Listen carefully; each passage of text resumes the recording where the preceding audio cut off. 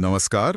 आज हम एक बहुत ही पेचीदा विषय की गहराई में उतर रहे हैं।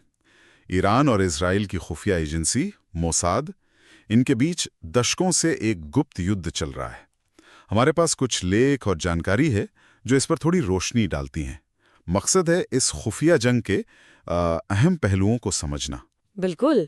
और ये सिर्फ दो देशों की बात नहीं है ना, इसके तार मतलब पूरी दुनिया की राजनीति से जुड़े हैं और भविष्य में युद्ध कैसे लड़े जाएंगे शायद उसकी भी झलक दिखती है इसमें। हाँ, सोचिए जरा, जासूसी, साइबर अटैक्स, यहाँ तक कि एआई वाले हथियार, ये सब चल रहा है पर्दे के पीछे।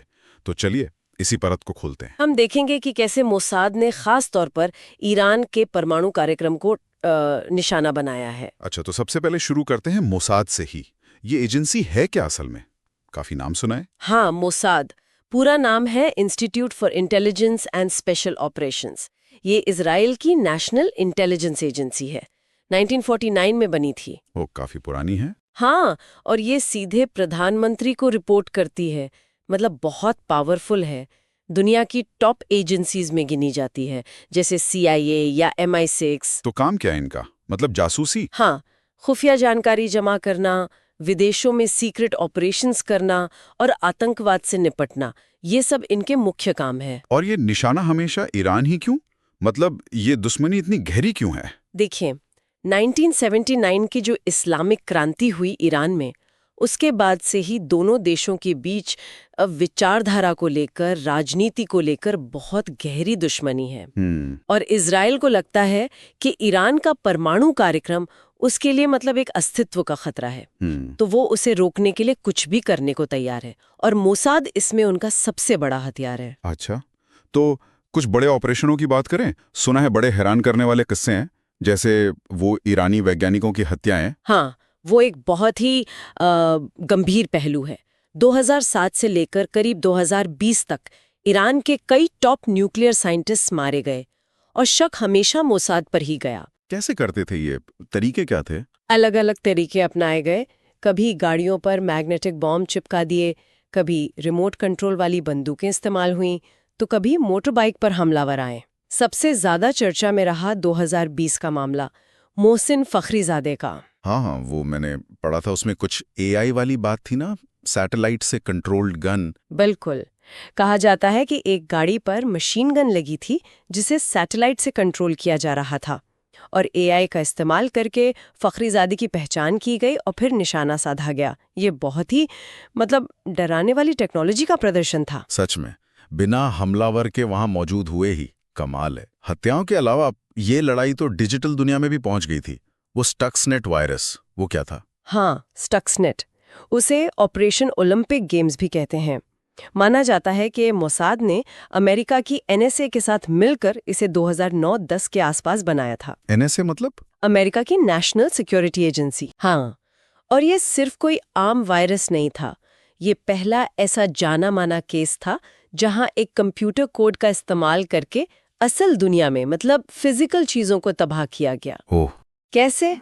इसने ईरान के नतांज न्यूक्लियर प्लांट में जो सेंट्रीफ्यूज मशीनें थीं जो यूरेनियम साफ करती हैं, उन्हें निशाना बनाया।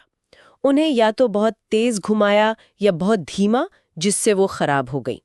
ईरान का प्रोग्राम काफी पीछे चला गया इससे। बाप रे, ये तो साइबर वॉरफेयर का एक बिल्कुल नया लेवल था। और फिर 2018 में वो परमाणु दस्तावेजों की चोरी, वो कैसे हुआ?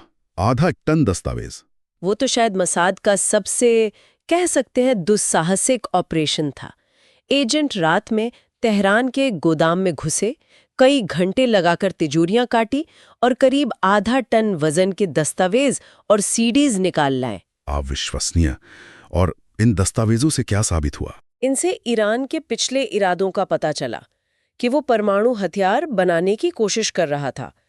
इजराइल ने फिर इन दस्तावेजों का इस्तेमाल करके अमेरिका और दूसरे पश्चिमी देशों पर दबाव डाला कि वो 2015 वाली ईरान न्यूक्लियर डील से हट जाएं। मतलब इसका असर सीधा अंतर्राष्ट्रीय राजनीति पर पड़ा। हाल में एक और ऑपरेशन की खबरें थी, ऑपरेशन राइजिंग लायन। ये क्या था? हाँ, इसकी कोई आधिकारिक पुष्टि तो नहीं है, पर खबरें हैं कि ये ईरान को परमाणु हथियार बनाने के बिल्कुल आखिरी चरण में रोकने के लिए एक बड़ा गुप्त ऑपरेशन था। इसमें साइबर हमले, ईरान के अंदर ही उनके लोगों की मदद लेना और ड्रोन हमले, ये सब शामिल बताया जा रहा है। तो क्या इससे सीधे टकराव का खतरा बढ़ गया है? हाँ, विशेषज्ञ मानते हैं कि इस तरह के ऑपरेशन से खुला टकराव होने का खतरा बहुत बढ़ जाता है। इतने अलग अलग और कामयाब ऑपरेशंस, आखिर मोसाद ये सब करता कैसे है? क्या तरीके हैं उनके? वो कई चीजें मिलाते हैं। एक तो पुरानी जासूसी, जिसे ह्यूमन इंटेलिजेंस कहते हैं, मतलब लोगों के जरिए जानकारी निकालना। दूसरा, वो टेक्नोलॉजी का भरपूर इस्तेमाल करते हैं, साइबर ऑपरेशंस, एआई, ड्रोन्स। और तीसरा, वो अक्सर ईरान के अंदर से ही लोगों को भर्ती करते हैं या फिर विरोधी गुटों की मदद लेते हैं। लॉजिस्टिक्स के लिए फर्जी कंपनियां भी बनाते हैं। जाहिर है ईरान भी चुप तो नहीं बैठा होगा। वो क्या कर रहा है और दुनिया पर इसका क्या असर हो रहा है? बिल्कुल नहीं, ईरान ने भी जवाब दिया है। अपनी काउंटर इंटेलिजेंस सुधारी है, इजरायली ठिकानों पर साइबर हमले किए हैं और अपने प्रॉक्सी नेटवर्क जैसे हिजबुल्लाह वगैरह उनका इस्तेमाल किया है। प्रॉक्सी नेटवर्क मतलब ऐसे समूह जो सीधे ईरान की सेना का हिस्सा नहीं है, पर ईरान की तरफ से या उसके समर्थन से लड़ते हैं। लेकिन ये भी सच है कि ईरान के अंदर इतनी बड़ी सुरक्षा चूकें हुई हैं, जैसे वैज्ञानिकों की हत्याएं या दस्तावेजों की चोरी, इससे ईरानी हुकूमत की काफी किरकिरी हुई है। और दुनिया पर क्या असर पड़ रहा है इसका? दुनिया पर असर ये है कि ये ऑपरेशन अंतर्राष्ट्रीय कानूनों पर सवाल उठाते हैं। देशों की संप्रभुता का क्या मतलब है? दूसरा, ये बड़ी ताकतों को, जैसे अमेरिका, रूस, चीन, इनको इस झगड़े में खींच सकते हैं। और तीसरा, ये भविष्य की लड़ाइयों की झलक दिखाते हैं जो शायद ज्यादातर साइबर होंगी, गुप्त होंगी और असममित होंगी, मतलब जहां दोनों पक्षों की ताकत और तरीके बहुत अलग-अलग हो। तो हमने देखा कि कैसे ये लड़ाई पारंपरिक युद्ध के मैदानों से बहुत दूर सायों में लड़ी जा रही है, एन्क्रिप्टेड सर्वर पर, लैब के अंदर, जासूसों और सैटेलाइट्स के जरिए। हाँ, ये एक तरह का बिना ऐलान का युद्ध है, पर इसके नतीजे असल दुनिया में दिखते हैं।